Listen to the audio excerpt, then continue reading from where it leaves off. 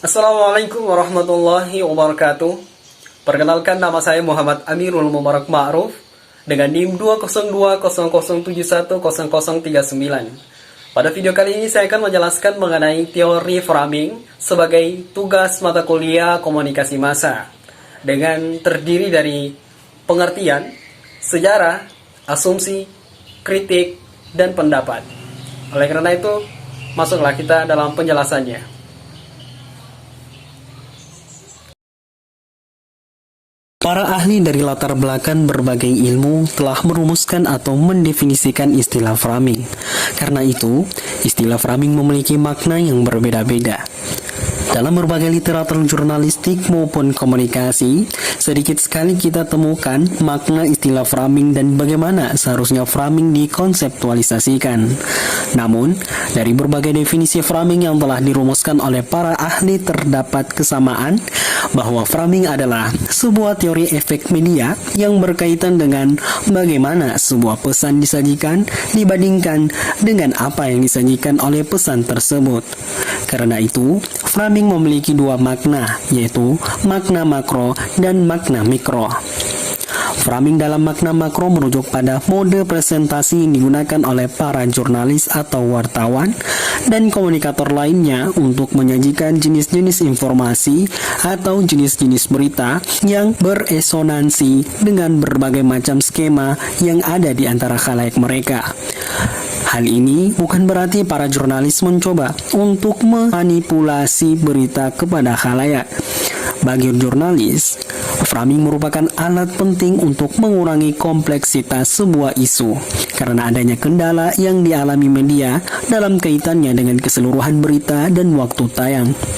Sementara itu, framing dalam makna mikro merujuk pada bagaimana berbagai elemen dari sebuah narasi berita akan mempengaruhi khalayak pembaca. Beberapa literatur menyebutkan bahwa istilah framing berakar dari sosiologi, antropologi, dan psikologi. Istilah framing kemudian menjadi begitu terkenal dalam penelitian media dan komunikasi setelah diterbitkannya artikel bertajuk Clarification of a Fractured Paradigm yang ditulis oleh Robert N. Enman. Definisi framing yang dikemukakan oleh Enman adalah definisi yang paling sering menjadi rujukan bagi penelitian dalam analisis framing. Enman menjelaskan bahwa framing berita utamanya melibatkan seleksi dan arti penting dalam membuat informasi menjadi lebih mendapat sorotan dan dapat diperhatikan kepada khalayak. Sementara itu, menurut Zetpan dan Gerald M. Kosicki, framing berakar dari psikologi dan sosiologi. Dalam ranah psikologi, framing berasal dari hasil eksperimen yang dilakukan oleh Daniel Kahneman dan Amos Tversky. Mereka meneliti tentang bagaimana presentasi yang berbeda dari skenario pengambilan keputusan yang identik mempengaruhi pilihan orang dan evaluasi mereka terhadap berbagai pilihan yang disajikan kepada mereka. Dalam ranah sosiologi, dasar-dasar framing diletakkan pertama kali oleh seorang ahli sosiologi yang bernama Erving Goffman dan ahli sosiologi lainnya. Mereka berasumsi bahwa setiap individu tidak dapat memahami dunia secara utuh dan berjuang untuk menafsirkan pengalaman hidup mereka secara konstan serta untuk membentuk penalaran dari dunia yang ada di sekitar mereka. Goffman berpendapat bahwa dalam rangka untuk memproses informasi baru secara lebih efisien, masing-masing individu akan menerapkan skema penafsiran atau kerangka kerja utama untuk mengklasifikasikan informasi dan menafsirkannya dengan penuh makna. Teori framing muncul di era media massa pada sekitar tahun 1970-an yang berakar dari interaksi simbolik dan konstruksi sosial. Ketika itu, di Amerika Serikat penelitian-penelitian mengenai media mulai beralih dari model efek media ke bentuk khusus pengaruh media terhadap khalayak. Berbagai penelitian terkait media saat itu ditujukan untuk mengetahui peran media massa nasional dalam membentuk berbagai permasalahan politik dalam publik nasional. Sejalan dengan semakin seringnya khalayak mendapat terpaan informasi, maka media tidak hanya dipandang dapat mempengaruhi khalayak selama kampanye pemilihan, namun juga berperan besar dalam menciptakan persepsi dunia dan wacana politik. Terkait dengan hal ini, Benyamin Cohen berpendapat bahwa meskipun media tidak secara khusus menyampaikan kepada khalayak apa yang dipikirkan oleh khalayak, namun sejatinya media benar-benar mengatakan kepada khalayak apa yang harus dipikirkan. Selama masa itu pula, berbagai penelitian dimulai lebih jauh guna meneliti apa yang disampaikan oleh Cohen. Dua peneliti yang bernama Maxwell M.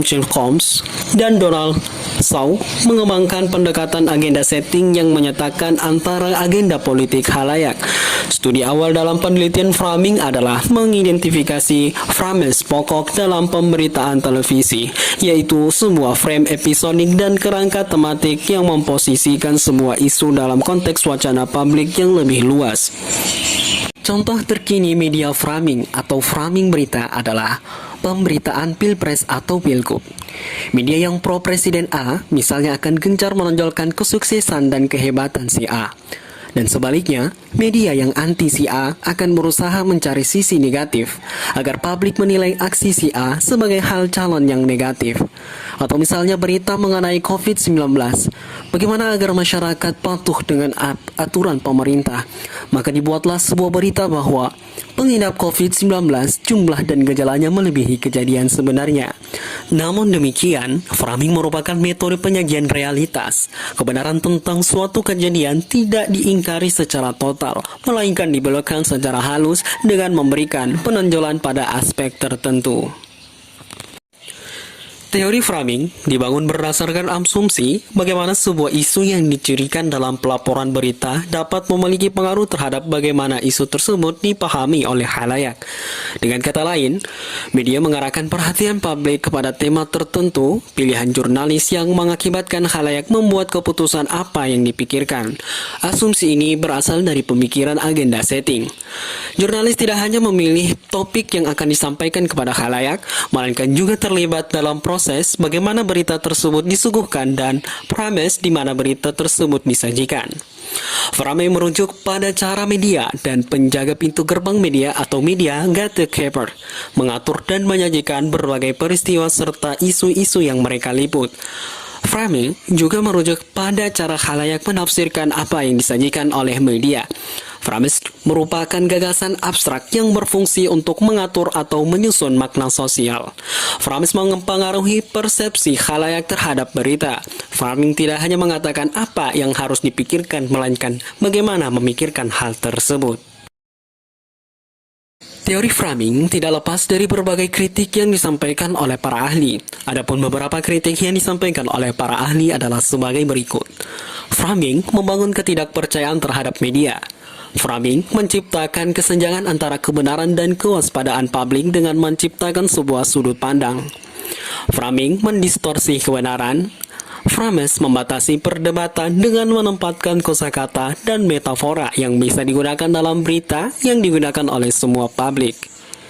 Framing menjadi kurang seiring dengan berkembangnya media baru dan memberikan kesempatan kepada orang untuk memikirkan topik yang sama dengan sudut pandang yang berbeda. Dalam menggunakan sosial media, perlulah berhati-hati dan teliti dalam mendapatkan informasi dalam berita.